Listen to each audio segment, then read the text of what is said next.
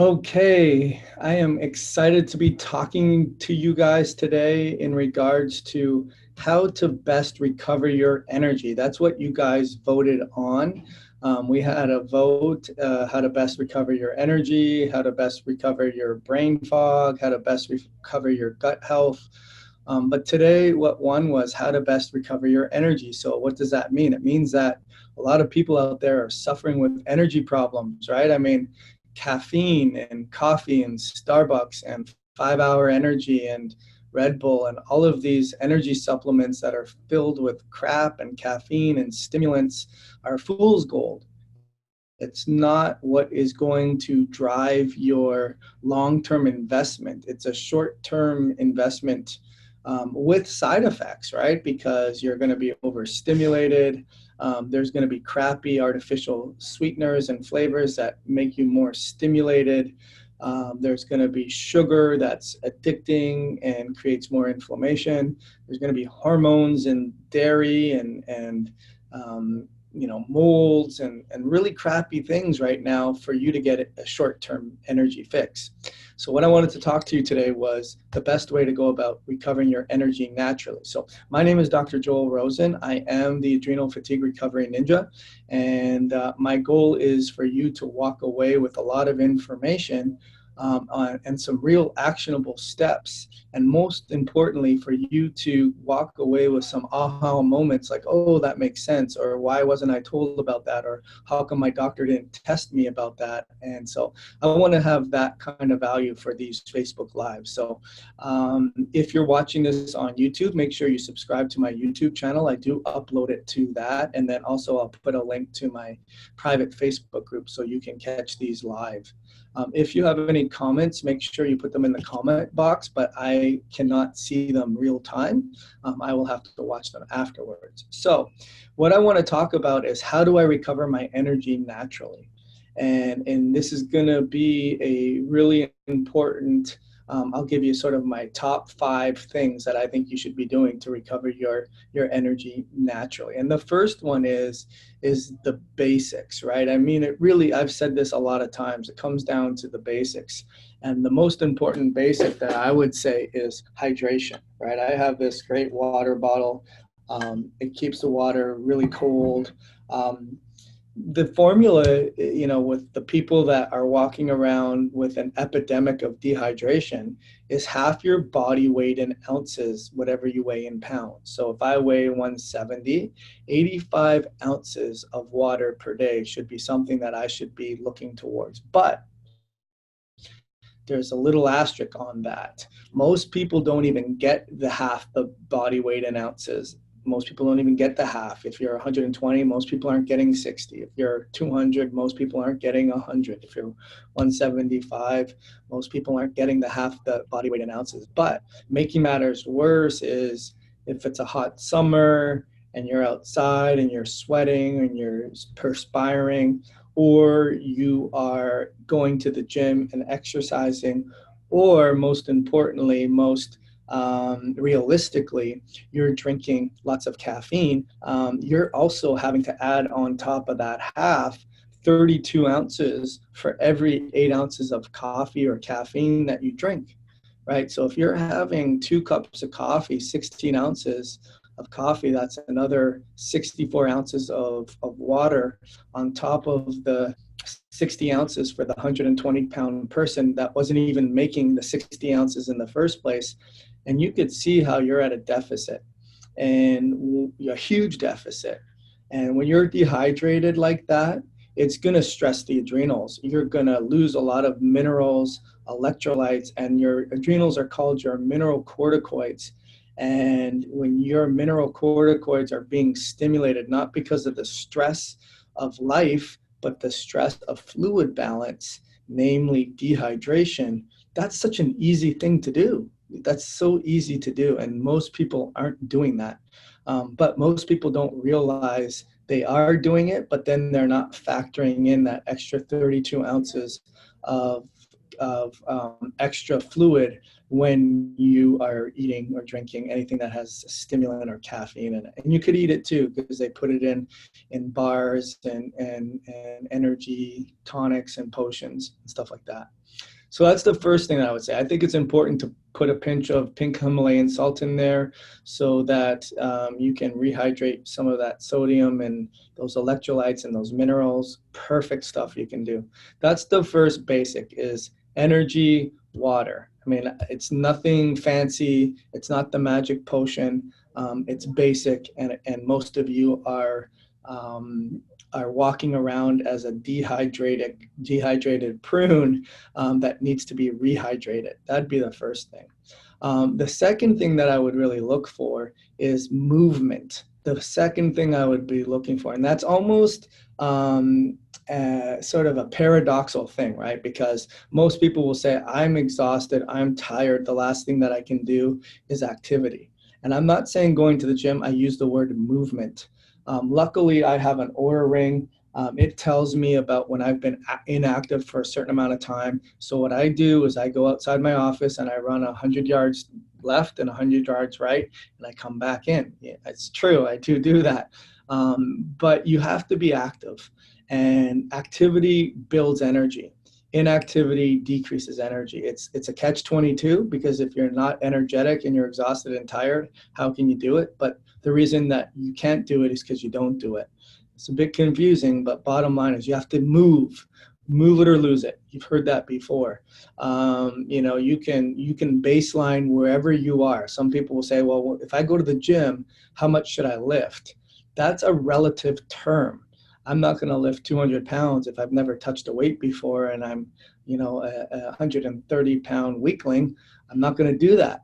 But I'm going to do something that I've never done before, which is a starting point. So no comparing yourself to anyone else. It's a baseline. You start with what you start with, and then you do some kind of movement every day. It doesn't have to have incrementally, linearly increasing in activity levels from day 1 to day 2 to day 3. You're not going to do that, but you got to move. And if you have a day that you're not moving, you got to make it up on the next day that you are moving. And ideally, it should be something that you enjoy. So if you enjoy, gardening, if you enjoy getting out and going to the mall, if you enjoy, but do something. And it's going to feel good, because usually there's those added benefits of vitamin D and sunlight and socialization and oxygen, and just movement, right? Delivering oxygen to your cells, which brings me to number 3, is oxygenation to your cells. So that is going to come with movement, right? It really is going to come with movement. But I'm talking about minerals. So when we talk about ATP generation, that's really what you're dealing with, is you're dealing with a fatigue problem from the cellular level. Your body is not breathing properly. It's not getting minerals. Probably there's some displacement of minerals from heavy metals and toxins. And probably there's devoid of minerals from the food sources that you're eating, from things that don't even recognize themselves as food, packaged food, fast foods, conventional foods, sprayed foods, GMO foods. And it's not your fault, right? I mean, we live in an environment that has all of these crappy food sources, but you do got to go out of your way to get something that grandma would recognize every now and then, right? I mean, something that was grown from the earth, something that has some good minerals in it and is going to be able to allow your cells to breathe properly. I mean, that's really, really key. It's hugely, problematic for people. So that's the third thing. The first thing we talked about was hydration, right? We really talked about that. The second thing we talked about was movement. The third thing we're talking about is minerals, and minerals are oxygenation to your cells, which is sort of a combo between 2 and 3. But the minerals are going to allow your ATP and your mitochondria and your Krebs cycle and your electron transport chain and your oxidative phosphorylation, all those things that kind of want to make you poke your eyes out when you were, busy staring at the cute girl in grade 11 science. Those are all the things that need important prerequisites for your cells to breathe optimally, right? Those are things. So number four, what would be the number four thing that we do? And that's got to be your microbiome, right? I mean, we kind of get that, and that kind of carries on from number three, is you got to have food that looks like real food, that has fiber and is going to create a nice ecosystem in your body. And there's going to be a lot of diversity. There's going to be a lot of variation. When we were nomads and we, scoured the earth for 2.5 million years, we didn't have refrigerators. We didn't have really great farming systems. We sort of were creatures of the land, and there'd be feast and there'd be famine, and there'd be diversity. We would eat whatever was available that was given and blessed to us. But bottom line is we had a better microbiome. We didn't have foods that were sprayed. We didn't have foods that were genetically modified. We had foods that were really rich with minerals. And we had natural probiotic and prebiotic and postbiotic nutrients that created a really nice ecosystem in your body. And when we talk about a nice GI health, we're talking about making secretions, making stomach acids, making digestive enzymes, making bile acids to be able to burn and break and utilize your protein, carbs, and fats. And that's what we talk about in terms of being metabolically flexible. Very, very important for you to be able to do that.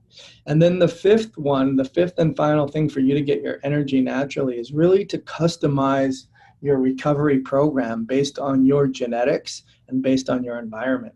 So it's mandatory. Every person that I work with gets a genetic test because it looks at your susceptibilities in terms of what are your low-hanging fruits, that the bridges are out, that you can't get from one side to the other side. And we prioritize those in terms of categories. So there could be gut health. When we talk about gut health, we talk about how do you process grains? Do you have enzymes that can break down grains? And if not, is that going to be problematic for you? Do you make secretions so that you can digest your foods and be able to have communications with your immune system? Do you have a histamine challenge and you break down histamines from the environment and from stress and from your immune system, from foods? Do you have an oxalate issue? Do you break down dairy and do you break down nuts? And are you able to digest glyphosated foods that are like soys and corns and grains? If those are the things that aren't working for you genetically, then we can make a dietary change based on your genetics.